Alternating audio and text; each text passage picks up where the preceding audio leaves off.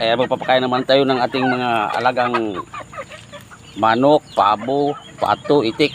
Ayan. Halo-halo na po yan sila. Ito, ayan.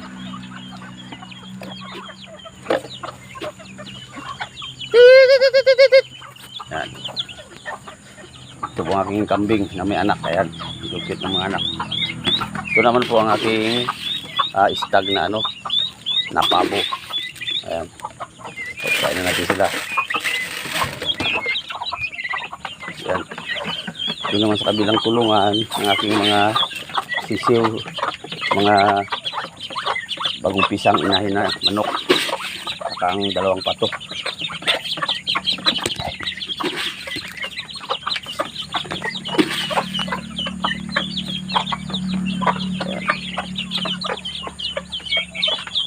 Sari-sari na po yan.